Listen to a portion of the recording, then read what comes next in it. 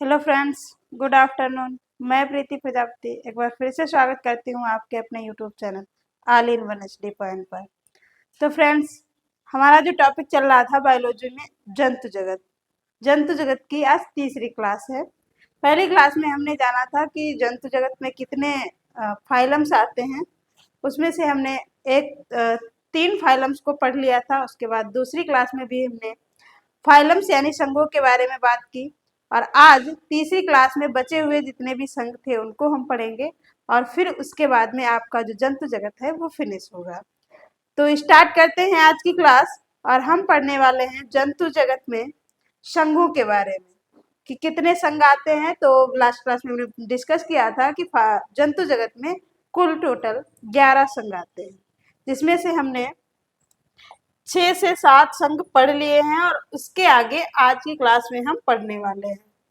तो जंतु जगत में कौन से जीव आते हैं ये हमने पहली ही क्लास में बात कर ली थी कि इसमें परपोषी जीव आएंगे, हेट्रोटोपिक जीव आएंगे और उन जीवों में बहुकोशिकीय जीव होंगे, यानी कि उनमें बहुत सारी कोशिकाएं होंगी, मल्टीसेलुलर होंगे। साथ ही साथ वो कोशिकाएं यूकैरियोटिक होंगी, यानी कि उसमें जितने भी कोशिकांग होंगे वो पूर्ण विकसित होंगे। तो आगे बात करते हैं। ये थे आपके 11 संघ जो कि जंतु जगत में आते हैं, जिसमें हमने पहली क्लास में पोरीफेरा, निडेरिया, टीनोफेरा की बात की थी और दूसरी क्लास में आपके प्लेटीहेल्मिन्थेस, निमेटोडा, एनेलिडा और मोलस्का की बात की थी। आज की क्लास में हम पढ़ेंगे आपका आर्थ्रोपोडा, इकाइनोडर्मेटा, हेमिकॉर्डेटा और कॉर्डेटा के बारे में। तो जो ये 4 संघ बचे थे, 4 फाइलम, इनके बारे में आज हम बात करने वाले हैं कि इसमें कौन कौन से जीव आते हैं जो कि जंतु जगत से संबंधित हैं। तो स्टार्ट करते हैं। सबसे पहले ही पढ़ेंगे हम इकाइनोडर्मेटा। सबसे पहले हम बात करेंगे इकाइनोडर्मेटा की, जिसमें आता है आपका इकाइनोडर्मेटा की बात करते हैं तो इस संघ में कौन से जीव आते हैं। ऐसे जीव आएंगे जिस पर क्या होंगे, उनकी बॉडी पर यानी उनके शरीर में कांटेदार संरचना पाई जाती है। ऐसे जीव जिनके शरीर पर क्या पाए जाएंगे, कांटे जैसी संरचनाएं पाए जाएंगी। अगर हम बात करें इकाइनोडर्मेटा की तो इकाइनो का मतलब होता है कांटे और डर्मेटा का मतलब है वहां डर्म से संबंधित है आपका स्किन।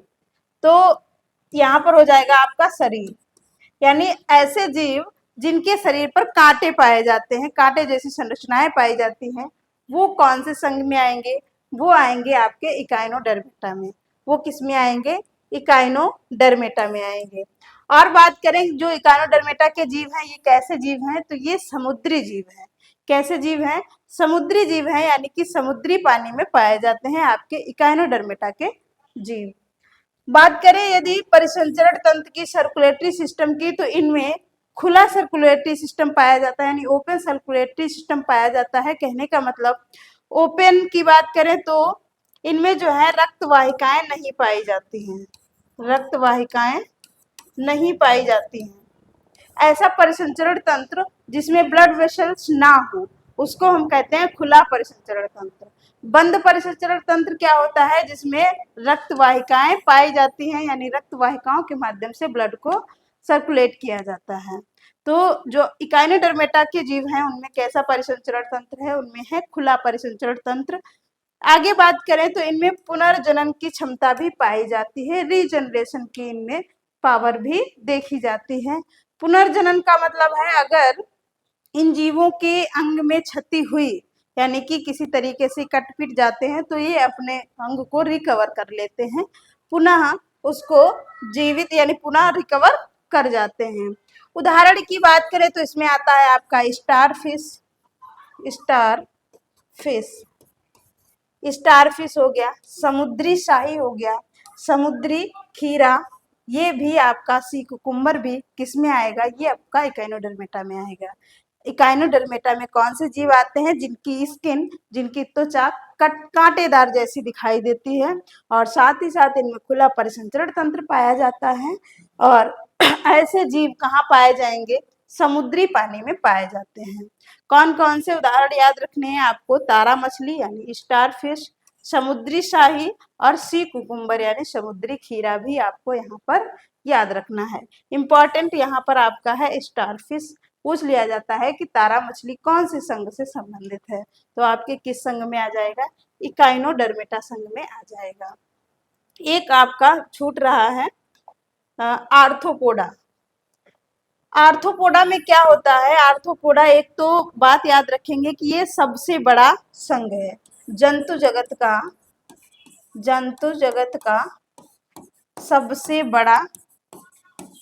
सबसे बड़ा क्या है, संघ है, सबसे बड़ा संघ है, जंतु जगत का सबसे बड़ा संघ है। और इसमें सभी कीट आते हैं, इसमें क्या आ जाएंगे, सभी कीट आते हैं, जैसे आपका मच्छर हो गया, मच्छर, मकड़ी, काकरोच,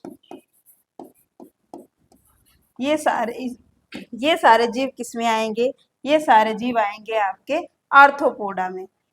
और अगर बात करते हैं इसी में आपके खटमल भी इसी में आ जाएंगे। तो जितने भी छोटे छोटे कीट हैं ये सब किसमें आएंगे, आर्थ्रोपोडा में आएंगे। और साथ ही साथ याद रखेंगे आर्थ्रोपोडा के जीवों का जो शरीर है वो 3 भागों में बटा होता है। इनका शरीर कितने भागों में, 3 भागों में बटा होता है। कौन कौन से 3 भाग हैं, एक तो आपका आ जाएगा इसमें सिर, दूसरा वक्ष और तीसरा आ जाएगा आपका उदर। ये 3 भागों में इनका शरीर बटा होता है। कौन से संघ की बात करेंगे, तो आर्थ्रोपोडा की बात करेंगे। जंतु जगत का सबसे बड़ा संघ है, जिसमें आते हैं आपके सभी कीट, मच्छर, मकड़ी, काकरोच, खटमल, तितली, इस तरीके के सभी जीव इसमें क्या है, तितली भी इसी में आपका आ जाएगा आर्थ्रोपोडा में। इकाइनोडर्मेटा में कौन से जीव आएंगे, इकाइनोडर्मेटा में समुद्री जीव आएंगे, और वो भी जिनकी शरीर पर क्या पाए जाएंगे, जिनके शरीर पर कांटे पाए जाते हैं। अब हम बात करेंगे हेमिकॉर्डेटा की। हेमिकॉर्डेटा की, तो इसमें भी जलीय जीव आते हैं। हेमिकॉर्डेटा की बात करें अगर हम,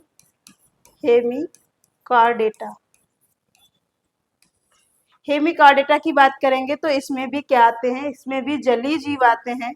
और हेमिकॉर्डेटा में याद रखेंगे यहाँ पर कार्डेटा भी आगे हम पढ़ेंगे, तो उसमें हम पढ़ेंगे कार्डेटा संघ के प्राणियों में क्या होता है, रीढ़ की हड्डी पाई जाती है।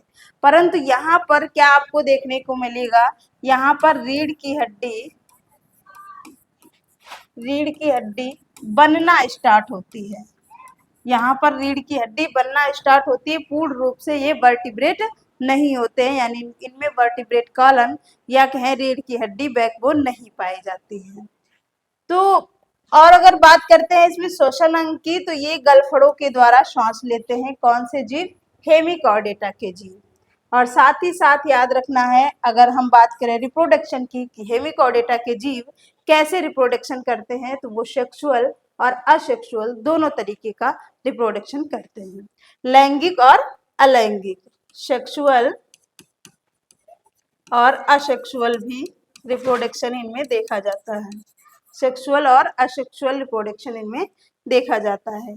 उदाहरण की बात करें तो बालानोग्लोसास, ये एक नाम याद रखना है, और साथ ही में ही साइकोग्लॉसस भी हेमिकॉर्डेटा का क्या है, उदाहरण है। हेमिकॉर्डेटा में उदाहरण इतना इम्पोर्टेंट नहीं है, यहाँ पर बस इतना याद रखना है कि यहाँ पर श्वसन अंग याद रख लेना है कि गलफड़ों के द्वारा श्वास लेते हैं, और साथ ही साथ यहाँ पर इस संघ में जलीय जीव आते हैं। इस संघ में जलीय जीव आते हैं। आगे हम बात करते हैं लास्ट संघ की, कौन सा, कॉर्डेटा संघ।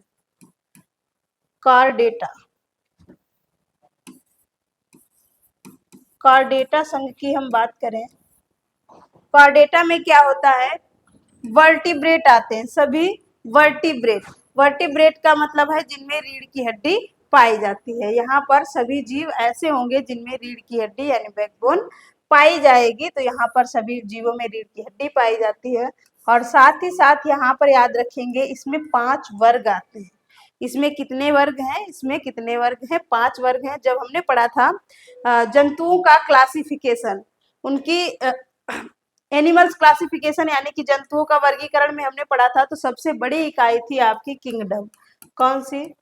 किंगडम, जिसको हिंदी में कहते हैं जगत।